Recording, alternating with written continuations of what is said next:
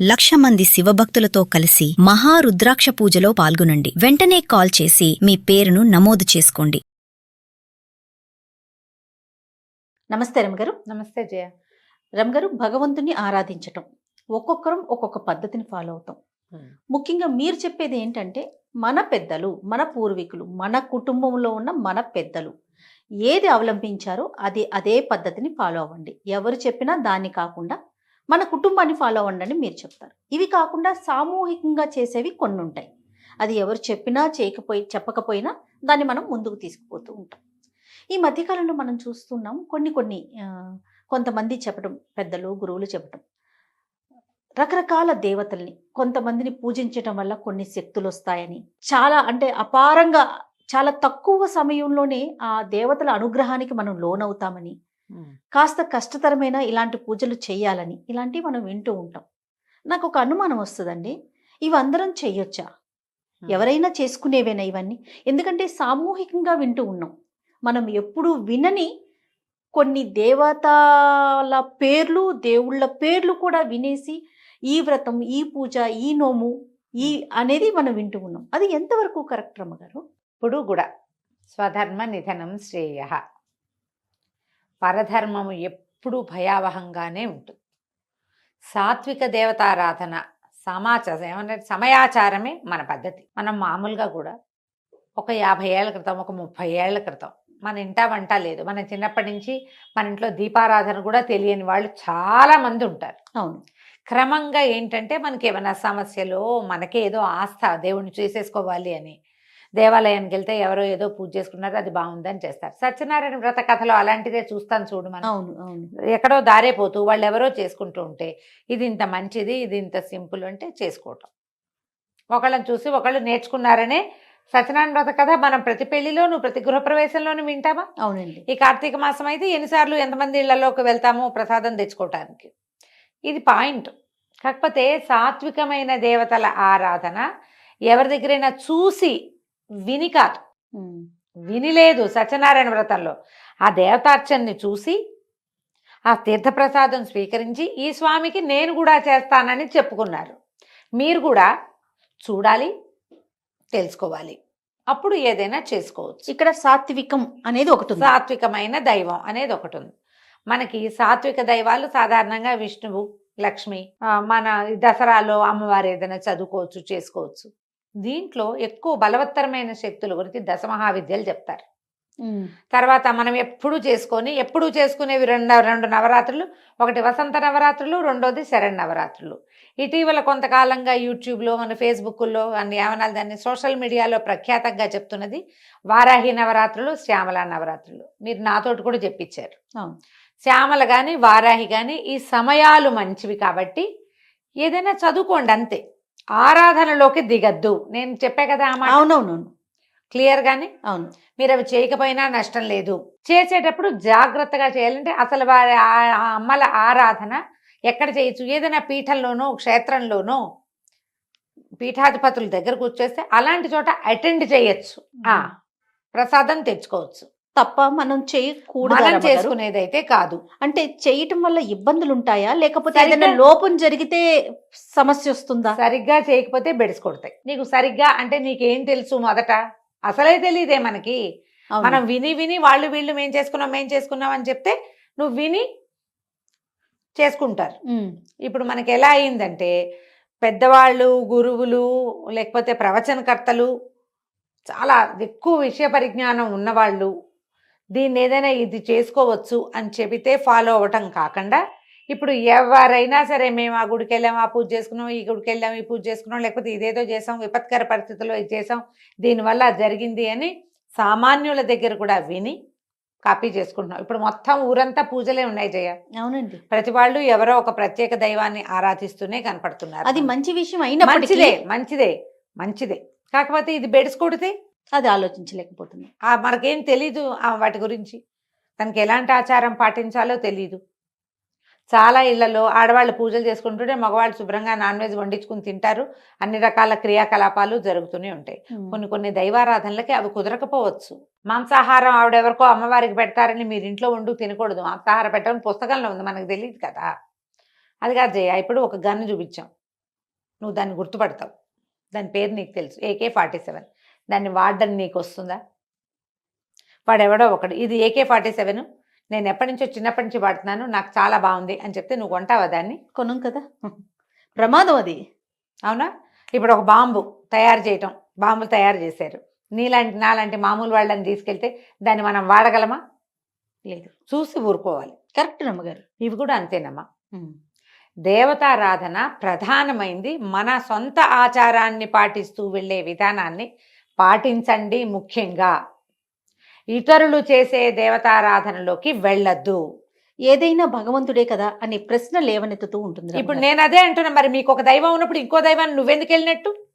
ఏదైనా భగవంతుడేగా. నువ్వు నూకాలమ్మనో, అంకాళమ్మనో, అంకమ్మ తల్లినో, వీరమ్మ తల్లినో, తలుపులమ్మనో నువ్వు అర్చించేటప్పుడు నువ్వు ఇంకొక వేరే దైవారాధనకి ఎందుకు వెళ్తావు? నువ్వు సేమ్ ప్రశ్న, ఇదే ప్రశ్న, ఇదే క్వశ్చన్. ఇంకా అందులో వేరే నీకు ఒకటి ఉన్నప్పుడు దాన్ని మరింత శ్రద్ధగా చెయ్యి. మీ ఇంట్లో ఏమైనా మరి ఎందుకు పరుగులు తీస్తున్నామంటారు చెప్పండి, మీ ఒపీనియన్ చెప్పండి నమ్మగారు. మనుషులకి ఏమంటారంటే మహత్వాకాంక్షలు ఉంటాయి జయ, ఏదో కావాలి ఎప్పుడు కూడా.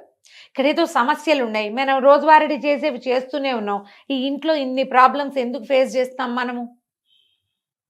చాలా కష్టాలు ఉన్నాయి. వారాహిని చేస్తే అదేదో కష్టాలు తీరుతుందని ఒక అమ్మాయి ఎవరో చెప్తుంది, ఒక అమ్మగారు చెప్తారు, అటు పరిగెడతారు. అక్కడెక్కడికో వెళ్ళండి జయ. ఇందులో దర్గాలను కూడా చెప్తారు జయ. అవునండి. ఇప్పుడు అలాగే కదా పరమతంలోకి వెళ్ళిపోతున్నారు మన వాళ్ళు. ఆయన్ని నమ్ముకో, నీ కష్టాలు తీరుస్తాడు. అసలు కష్టాలు లేకుండా ఎవడైనా లోకంలో మనిషి ఉంటాడమ్మా? ఏ మతంలో ఉన్నా, ఏ మతం వాడికైనా జబ్బులు తప్పవు. ప్రేమించుకోవటాలు, లేచక్కపోవటాలు ప్రతి దాంట్లోనూ ఉన్నాయి. పిల్లలు మాట వినకపోవటం ప్రతి దాంట్లోనూ ఉంది. ప్రమాదాలు ప్రతి వాళ్ళకి వస్తాయి. అందరం మనుషులమేనా? వాళ్ళు ఏమైనా దిగొచ్చారా? వాళ్ళు దిగొచ్చింది లేదు, మనం దిగిపోయింది లేదు. మనమే తెలియక మనం కూర్చున్న కొమ్మని నరుక్కుంటున్నాము. కూర్చున్న కొమ్మలు నరుక్కోకండి. మీరు కూర్చున్న కొమ్మకి పువ్వులు పూయించే ప్రయత్నం చేయండి. దానికి సరైన పోషణ చేయాలి ముందు. ఇప్పుడు మన ఇంట్లో మనకు ఒక పద్ధతి ఉంది, ఏదో ఆరాధన, వీళ్ళు మీ ఇంట్లో ఏం లేదు, మా ఇంట్లో ఏమీ లేదండి అంటారు. నేను ఈజీ మెథడ్ చెప్తా ప్రతిసారి. ఒక పురోహితుడిని పెట్టుకోండి, ఒక్క గురువుని పెట్టుకోండి. యూట్యూబ్లో ప్రవచనకర్తలు కానీ, కథలు చెప్పేవాళ్ళు నాతో సహా, కార్తీక పురాణం చెప్పేవాళ్ళు కానీ ఎవ్వరూ మీ గురువులు కారు. గురువు అంటే మీ అమ్మా నాన్నలాగా మీ కష్టం సుఖం మోసేవాడు. నేనేదో కూర్చుని తీర్పుగా చెబితే నన్ను ఫాలో అవ్వటం పొరపాటు. ఇక్కడ ఇలా ఉంది విషయం వరకు తీసుకోమంటున్నారు. అంతే తీసుకోవాలి. ఇందులో అద్భుతమైన పేరున్న మహానుభావులు, ప్రాతస్మరణీయులు, పొద్దున్నే వాళ్ళని తలుచుకోవాల్సిన వాళ్ళని కూడా గురువు గారని మీరు అనకూడదు, అనుకోకూడదు. మంచి మాటలు చెప్పేవాళ్ళు మంచి మాటలు చెప్పేవాళ్లే, గురువు కాదు. గురువు నిన్ను సరైన దారిలో నడిపించేవాడు. నువ్వు చేసిన తప్పుని తనదిగా తన మీద వేసుకునేవాడు. ప్రవచనకర్తల్ని ఆధ్యాత్మిక గురువులుగా మీరు అనుకున్నారనుకోండి, పోనీ ఉండండి అలాగే, వాళ్ళు చెప్పిందే. అలా ఉండరు. మీరు ఆ గురువుని వింటారు, ఈ గురువుని వింటారు, ఇంకో గురువుని వింటారు, మధ్యలో నాబొట్టి పెద్దకాయలను కూడా వింటారు. ఇన్ని కలిపి ఇంత కన్ఫ్యూజన్కి ఎందుకు వెళ్తారు చెప్పు? ఇది పొరపాటు కాదు? పొరపాటేనా? మీరు ఏదైనా ఒక దేవతారాధన చేయదలుచుకుంటే దానికి తగిన మంత్రము, విధానము, ఆచారము అవేమి లేవండి. పూజ చేసుకుంటే చాలు. ఏం మాటమ్మా అది? అవేం చేయక్కర్లేదు, ఇది చేస్తే చాలు. అన్నం ఒకటే చాలా నీకు? కూర, పప్పు, చారు, పెరుగు వద్దా? ఖచ్చితంగా కావాలి కదా. ఇవన్నీ ఉంటేగా. పోనీ ఒక్క రోజు అయితే తినగలుగుతామేమో. ప్రతిరోజు తింటావా నువ్వు? ప్రతిరోజు తినలేం కదా. తినలేవు కదా. ఎందుకు ఆ పని చేయాలి? నాకు ప్రతిసారి ఫోన్లు నాకు వచ్చే ప్రశ్నల మీద నాకు ఎప్పుడు అలాగే అనిపిస్తుంది. వీళ్ళు ఎందుకు ఇవేవో పెట్టుకుంటారు? కేకలిస్తా కొంతమందిని చేయ. నా దగ్గర హార్ష్ వర్డ్స్ వినేవాళ్ళు చాలా మందే ఉంటారు. ఎందుకమ్మా ఇవన్నీ చేస్తారు అనవసరంగా? కాంప్లికేషన్స్ కదా. ఎందుకు వచ్చిన కాంప్లికేషను, ఎందుకు వచ్చిన టెన్షను? చాలా ఒక భ్రమ కింద. ఇది వరకు సంతోషమాతది ఒక భ్రమ కింద ఉండేది. మంగళవారం ఏమంటారు, రాహుకాల దీపాలు భ్రమలుగా ఉండేవి. ఇప్పుడు 7 శనివారాల వ్రతము, 16 శనివారాల వ్రతాలు, తర్వాత ఏమో ఇంకేమిటి, ఇప్పుడు వారాహి రేపు వచ్చేస్తుంది. శ్యామల 2-3 నెలల్లో శ్యామల. వారాహి చాలా అద్భుతమైన దేవత. మనకి కంచి దేవాలయంలో కూడా కనపడుతుంది అమ్మవారు. అమ్మవారితో పాటు బయట ఆ సన్నిధిలో కనపడతారు. ఎందుకంటే ఆవిడ సర్వసైన్యాధ్యక్షురాలుగా ఉంటుంది, మంత్రినిగా ఉంటుంది. అమ్మవారికి సమీపంలో ఉంటుంది. ఈవిని చూసి దండం పెట్టి ఆవిడని కూడా చూసి దండం పెట్టి వెళ్ళిపోవాలి. ఓకే. అంతకంటే లాక్కూడదు. కేవలం ఏదైనా సరే ఇప్పుడు ప్రధానమైనది మనకి తెలీదు, మనం వినలేదు, ముందు మనకి తెలీదు. మనకి పాపులర్ అవ్వడానికి ఏదో ఒక కొత్త విషయం కావాలి కదా ఎప్పటికప్పుడు. అంతే కదండి. ప్రతిసారి ఏమిటి మన ఎవరో అడిగారు కార్తీక పురాణం ఏంటండి, అదే చెప్పారు, అది కాకపోతే ఇంకో కార్తీకం ఎక్కడి నుంచి దానమ్మా నేను ఎక్కడి నుంచి వస్తుంది? అవి కూడా 2 పుస్తకాలు ఉన్నాయి మన దగ్గర. ఓసారి ఆ సంవత్సర పుస్తకం కథలు ఇంచుమించుగా అటు ఇటుగా అవే కథలు. శాస్త్రాన్ని మార్చలేం కదా. దాన్ని ఎట్లా మారుస్తాం? నీకు ఏటా ఒకటే పండగ, ఈ పండగకి అధిదైవం ఈయనే ఉంటాడు, ఆయనే ఉంటాడు, ఆవిడే ఉంటుంది, అంతే కదా. వాళ్ళని ఎట్లా మారుస్తాం? మహా అయితే కట్టే చీరల రంగులు వస్త్రాల రంగులు మారుస్తాం. ప్రతిసారి పాయసమైన పండక్కి అని మానేసి ఏం చేస్తావు నువ్వు? ఏమైనా సూపులు అవి చేసి పెడతావు? టమాటా సూపు, బంగాళదుంపల సూపును పెట్టం కదా. సొంత విధానంలో ఉండండి. ఈ దశమహావిద్యల్ని వాటిని దేవాలయాల్లో కనపడితే అక్కడ దండం పెట్టుకోండి. ఒక మఠంలో కానీ, ఒక పీఠంలో, శంకర మఠాల్లో కానీ, ఏదైనా పీఠాల్లో కానీ నిజంగా అంత ఇబ్బంది ఉంటుందా రమ్మగారు? ఉంటుంది జయ. ఎందుకంటే ప్రత్యేకించి దీని గురించి మీరు ఒక టాపిక్ కింద మాట్లాడుతున్నారు అంటే నేను వింటున్నా చాలా మంది దగ్గర నుంచి ప్రశ్నలు. నాకు ఆ ప్రశ్నలు విన్నప్పుడల్లా అనిపిస్తుంది, జనం అంతా ఇలాగే పోతున్నారా ఏమిట్రా దేవుడా. సులువుగా సాధ్యపడేవాడు వెంకటేశ్వర స్వామి ఉన్నాడమ్మా. తలుచుకుంటే చాలు కదా. తలుచుకుంటే చాలు, చిన్న కోరికను కూడా తీరుస్తాడని అసలు ఆ వెంకటాచల మహాత్యంలో ఎంత క్లియర్గా చెప్తారో. ఆయన మాట్లాడ్డంతే. మన పక్కన మన పెద్ద మనిషి 10 అడుగుల ఎత్తున్న మన పెద్దన్నయ్య మనతో పాటే ఉంటే అడిగి ఏదైనా చేయించుకోగలం మనం. మొక్కు ఎంత చిన్న మొక్కు తీసుకున్నా నీకు కావలసిన వరం ఇచ్చేవాడు కలియుగ దైవం ఉన్నప్పుడు ఎందుకు వచ్చిన పరుగులు పెడతారు? మళ్ళా ఏదైనా పిండి దీపారాధన అనగానే పిండి దీపం ఎలా చేయాలి అనేది ఒక 25-30 వీడియోలు, దానికి బొట్టెట్టి కాటికెట్టి పసుపు రాసి ఏమిటో చేసి అందంగా అలంకరించి దాని నిండా బంతి పువ్వులు పోసి, ఏంటమ్మా అలా చేస్తేనే నా పూజ? అదే నా పూజ? అవేనా దీపాలు చేయాల్సిన నిజమైన విధానం? అదేనా? ఎవరు చెప్పారు మీకు? బ్యూటిఫికేషన్ చేస్తున్నారు మీరు. దీపావళికి వాకిట్లో దీపాలు పెట్టినట్టు కాదమ్మా. ఈ ఏర్పాట్ల బదులు మీరు వెంకటేశ్వర స్తోత్రం ఏదైనా నోటికి నేర్చుకుని చదువుకోండి, చేయండి. అదైనా ఓం నమో వెంకటేశాయ అనండి, తప్పులు లేకుండా.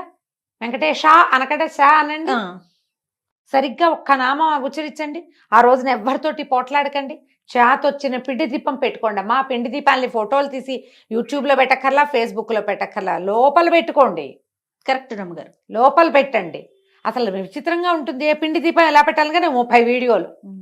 దానికి నామం పెట్టాలి. నామం పెట్టి అంటిస్తావు నువ్వు, తప్పు కాదు. పిండి దీపానికి వెంకటేశ్వర నామం అయిపోతుందంటే రమ్మగారు, నాకు తెలిసింది కొంత, నేను ఎక్కడో చూసింది మరికొంత. ఇవి 2 కలిపి ఇంకొక 2 యాడ్ చేసి బ్యూటిఫికేషన్ యాడ్ చేస్తారు. ఇప్పుడు దీపం పెట్టి దానికి ఇట్లా నామం పెట్టి దాంట్లో నువ్వు ఒత్తేసి వెలిగిస్తే అది ఎట్లా చెప్పు. మొన్న ఒక గృహప్రవేశానికి బ్రహ్మగారు వచ్చారు. ఆయన అంటారు, అమ్మాయి కామాక్షి దీపం కాదమ్మా అందులో పెడతావు. వాళ్ళు ఏమైందంటే చెప్తాను నేను నా సంగతి. ఎవరో ఈ మ్యారేజెస్కి వాటికి గిఫ్ట్స్ ఇస్తారు కదా, శంఖచక్రాలున్న దీపపు కుందులు ఇచ్చారు. అవును రమ్మగారు, నా దగ్గరికి కూడా వచ్చినాయా? చేసిన పాపని చెప్తే పోతుంది. ఆ దీపాలు చాలా నచ్చినాయి నాకు. దీపం నెయ్యి పోసి వెలిగించాం.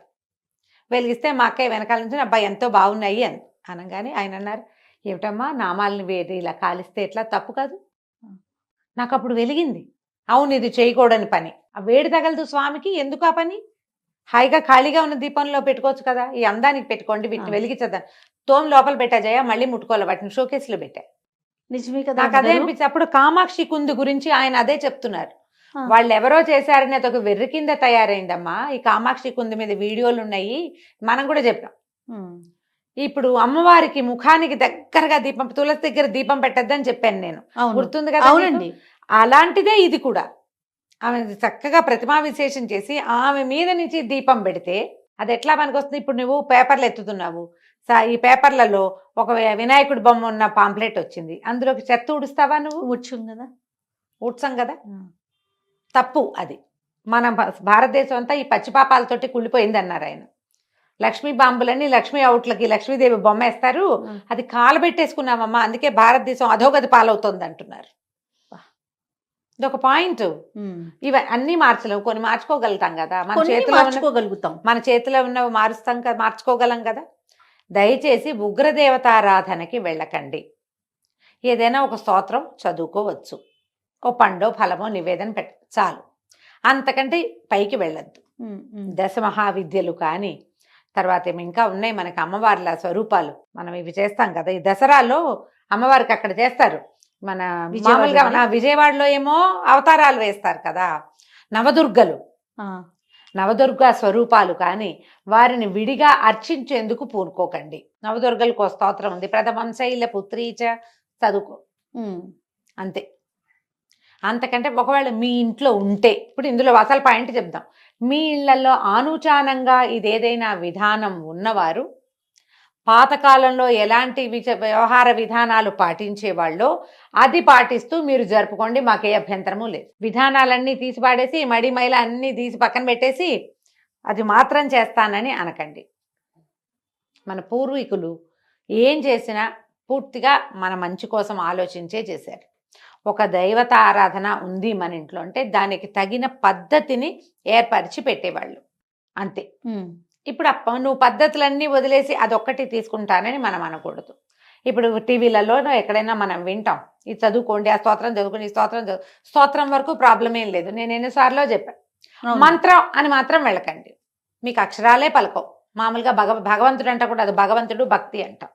మీరు ఎప్పుడు అనరో అక్కడ రావాల్సిన భావం రాదు.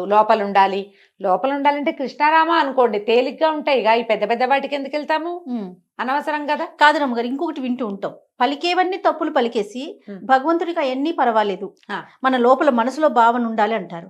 నువ్వు అసలు తప్పు పలకటం ఎందుకు, మనసులో భావన అదొకటి అనిపిస్తా ఉంటుంది. ఎప్పుడు నేను ఒకటే చెప్తా జయ, ఈ ప్రశ్న నేను 5-6 సార్లు ఎదుర్కొన్నా.